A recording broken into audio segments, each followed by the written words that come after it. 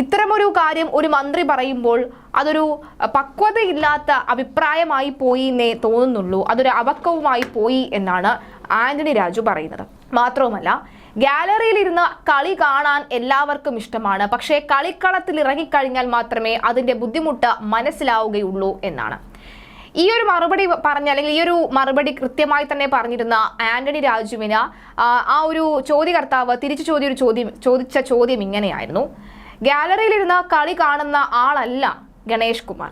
ഇതിനു മുൻപും കളിക്കളത്തിലിറങ്ങി കളിച്ച് പരിചയമുള്ള, ആ കളി വിജയിച്ച ഒരു വ്യക്തി തന്നെയാണ് ഗണേഷ് കുമാർ. അങ്ങനെ പേരെടുത്തു പറഞ്ഞ് ഒരു മന്ത്രിയെ വിമർശിക്കണമെങ്കിൽ അദ്ദേഹത്തിന് കൃത്യമായ നിലപാട്, കൃത്യമായ കാഴ്ചപ്പാട് ആ ഒരു കാര്യത്തിൽ ഉണ്ടാവേണ്ടതല്ലേ? തിരിച്ച് ആന്റണി രാജു പറഞ്ഞത് അത് അങ്ങനെ തന്നെ ആയിക്കോട്ടെ, KB ഗണേഷ് കുമാറിന്റെ അച്ഛന്റെ കാലം മുതലേ താനും രാഷ്ട്രീയ ജീവിതത്തിൽ ഇറങ്ങിയതാണ്. എന്റെ സുപ്രധാന നാളുകളൊക്കെ തന്നെ ആ ഒരു കാലഘട്ടമായിരുന്നു.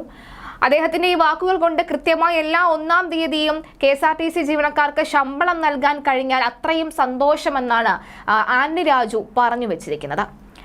എന്തായാലും ഗതാഗത വകുപ്പിൽ അഴിമതി നടന്നിരുന്നു എന്ന മന്ത്രി KB ഗണേഷ് കുമാറിന്റെ പ്രസ്താവനയ്ക്കെതിരെ മുൻ മന്ത്രി ആന്റണി രാജു രംഗത്ത് വന്നിരിക്കുകയാണ്. ഇതോടെ ഗതാഗത വകുപ്പ് ഇടതുമുന്നണിയിൽ വീണ്ടും ചർച്ചയ്ക്ക് വിധേയമാകുന്നു. അടുത്ത മുന്നണി യോഗത്തിൽ ഗണേഷിനെതിരെ ആഞ്ഞടിക്കാനാണ് ആന്റണി രാജുവിന്റെ തീരുമാനം. താൻ എടുത്ത തീരുമാനങ്ങൾ തിരുത്തുന്നതും അതെല്ലാം അഴിമതിയാണ് എന്ന് വരുത്തി തീർക്കുന്നതും നല്ലതിനല്ല എന്നാണ് ആന്റണി രാജുവിന്റെ നിലപാട്.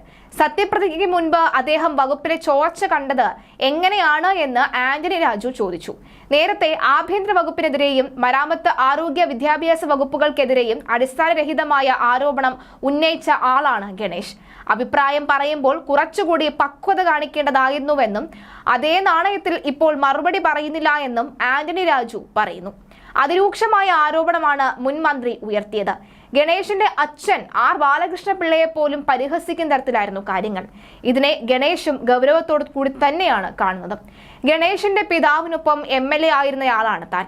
ഗാലറിയിലിരുന്ന കളി കാണാൻ എളുപ്പമാണ്, ഇറങ്ങി കളിക്കാനാണ് പാട്. മുൻ ഗതാഗത മന്ത്രിമാർ ഉണ്ടാക്കി വെച്ച 3150 കോടിയുടെ കടം 2900 കുറച്ചു. 1000 കോടി പലിശയും അടച്ചു. അല്ലാതെ 1 രൂപയും കടത്തിൽ കൂടിയിട്ടില്ല. KSRTC കമ്പ്യൂട്ടറൈസേഷൻ നടത്തി ഇപ്പോൾ ട്രയൽ റൺ നടത്തുകയാണ്. എല്ലാ ഡിവിഷനിലും പ്രൊഫഷണലിസം കൊണ്ടുവന്നു. ഇനി വരുന്നവർക്ക് സുഗമമായി ഭരിക്കാം. അഴിമതിക്ക് ചീഫ് എഞ്ചിനീയറെ സസ്പെൻഡ് ചെയ്ത ആളാണ് താൻ. എനിക്കെതിരെ അഴിമതി ആരോപണം ഇല്ല. അഴിമതി കേസിൽ ജയിലിൽ കിടന്നിട്ടുമില്ല. ആന്റണി രാജു പറയുന്നു.